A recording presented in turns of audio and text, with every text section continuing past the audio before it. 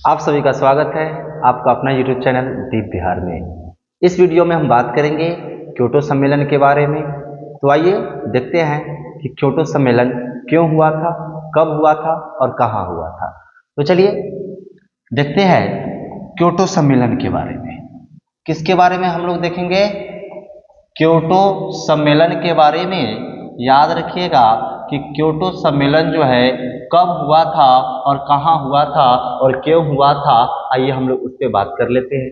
तो देखिए क्योटो सम्मेलन, सबसे पहले ये आपको याद रखना है कि क्योटो सम्मेलन जो हुआ था वो दिसंबर 1997 में हुआ। कब हुआ था याद रखिएगा, दिसंबर 1997 ईस्वी में हुआ था। अब ये क्योटो सम्मेलन कहाँ हुआ था, आइए उसकी बात कर लेते हैं। ये याद रखिएगा कि जापान का एक शहर है, जापान का एक शहर है क्योटो। क्या चीज है? क्योटो। इसी क्योटो शहर में जो है ये आपका क्योटो सम्मेलन जो है हुआ था। याद रखिए कि क्योटो सम्मेलन कब हुआ? दिसंबर 1997 में। कहाँ हुआ? तो जापान का एक शहर है क्योटो, यहीं पर ये क्योटो सम्मेलन का आयोजन किया गया था।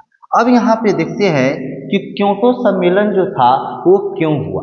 आइए अब हम लोग उस पर विचार कर लेते हैं। देखिए क्योटो सम्मेलन करने का मुख्य उद्देश्य यही था कि इस पृथ्वी को ग्लोबल वार्मिंग से बचाना था।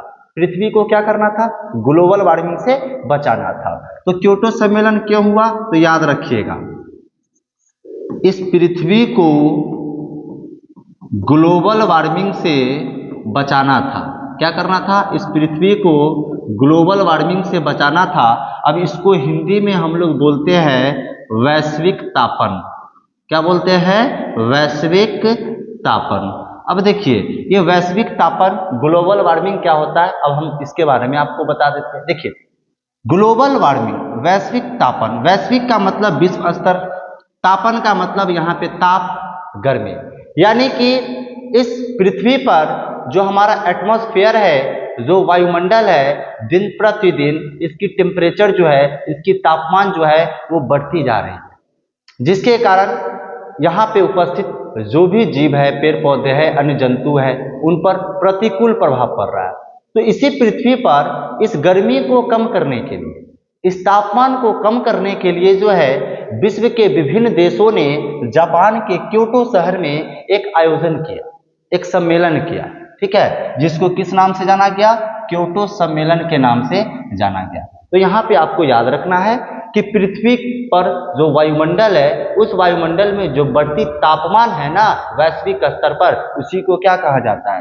ग्लोबल वार्मिंग के नाम से जाना जाता है, या इसी को वैश्विक तापन भी कहा जाता है, या इसी को याद रखिएगा भूमंडलीय तापन। ठीक है, याद रखिएगा, इसी को जो है भूमंडलीय तापन के भी नाम से जाना जाता है। अब इसके कारण ग्लोबल वार्मिंग बढ़ेगी पृथ्वी पर, तो स्वाभाविक है कि यहाँ पे रहने वाले जो भी पेड़ पौधे हैं, अन्य जंतु जो है, जीव जो है, उन पर प्रतिकूल प्रभाव पड़ेगा।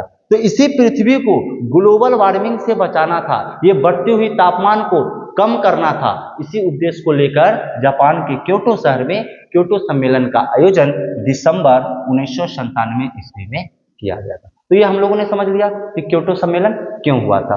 अब यहाँ पे याद रख लीजिएगा कि इस क्योटो सम्मेलन में विश्व के विभिन्न देशों की अगर बात की जाए तो याद रखिएगा कि इस क्योटो सम्मेलन में 159 देशों ने भाग लिया था। कितने देशों ने? 159 देशों ने इस सम्मेलन में भाग लिया था। अब इस क्योटो सम्मेलन में याद रखिएगा कि इस क्योटो सम्मेलन में पृथ्वी को ग्लोबल वार्मिंग बढ़ाने के लिए, मतलब कि इस पृथ्वी पर जो ग्लोबल वार्मिंग बढ़ रहा था, इस ग्लोबल वार्मिंग को बढ़ने के लिए जो था वो 6 गैसों को जिम्मेवार माना गया था। कितने गैसों को? 6 गैसों को जिम्मेवार माना गया कि उसी 6 गैसों के कारण जो है वो पृथ्वी पर ग्लोबल वार्मिंग जो है बढ़ रहा है। अब आइए हम लोग देखेंगे कि वह 6 गैस जो था वो कौन कौन था, उसके बारे में हम लोग बात कर लेते हैं कि उसी 6 गैसों को इस पृथ्वी पे बढ़ते हुए ग्लोबल वार्मिंग के लिए जिम्मेवार माना गया था। जिसमें आपका सबसे पहला था, याद रखिएगा, सबसे पहला था आपका कार्बन डाइऑक्साइड। क्या था? Carbon dioxide. दूसरा था आपका मीथेन, CH4। दूसरा क्या था? मीथेन। उसके बाद था आपका हाइड्रोफ्लोरोकार्बन, क्या था? हाइड्रोफ्लोरोकार्बन। उसके बाद था परफ्लोरोकार्बन, क्या चीज था? परफ्लोरोकार्बन। उसके बाद था आपका नाइट्रस ऑक्साइड, क्या चीज था? Nitrous oxide. और उसके बाद था सल्फर हेक्साफ्लोराइड, सल्फर हेक्साफ्लोराइड। ये 6 गैस, 1 2 3 4 5 6, तो ये कार्बन डाइऑक्साइड है, ये मीथेन है, ये हाइड्रोफ्लोरोकार्बन है, ये परफ्लोरोकार्बन है, ये नाइट्रस ऑक्साइड है और ये सल्फर हेक्साफ्लोराइड है। इन 6 गैसों को जो था इस पृथ्वी पर बढ़ते ग्लोबल वार्मिंग के लिए क्योटो सम्मेलन में जिम्मेवार माना गया था। अब इसमें याद रखिएगा कि सबसे प्रमुख अगर ग्रीन हाउस गैस पूछे तो सबसे प्रमुख ग्रीन हाउस गैस कौन है? कार्बन डाइऑक्साइड है। तो ये याद रखना है कि क्योटो सम्मेलन में किन किन गैसों को जो था जिम्मेवार माना गया था, किस चीज के लिए?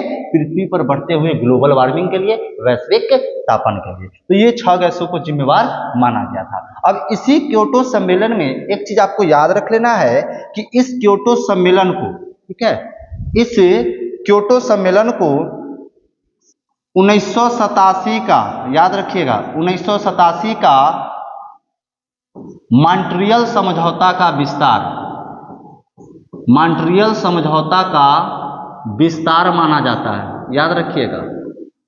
इसी क्योटो सम्मेलन को 1987 का मॉन्ट्रियल समझौता का विस्तार माना जाता है। ये क्या था 1987 का मॉन्ट्रियल समझौता? सुनिएगा, समझिएगा। कनाडा का एक शहर था मॉन्ट्रियल, क्या था? मॉन्ट्रियल।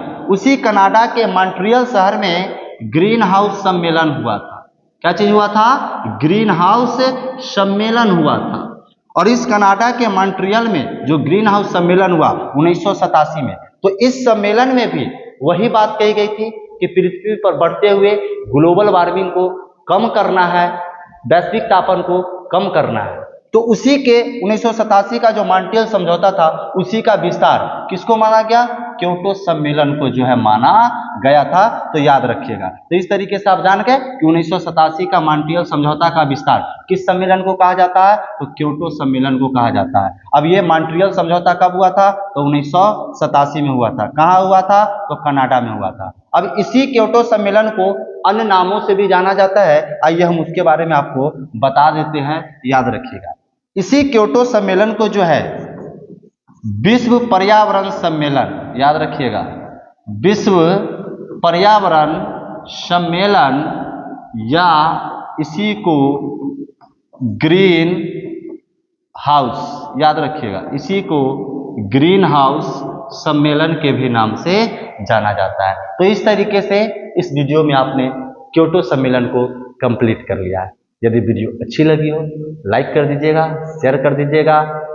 अगर अभी तक आपने इस चैनल को सब्सक्राइब नहीं किया है तो सब्सक्राइब कर लीजिएगा, क्योंकि इसी तरीके का वीडियो जो है हम आपके लिए लेकर आते रहेंगे। Thank you, all the best.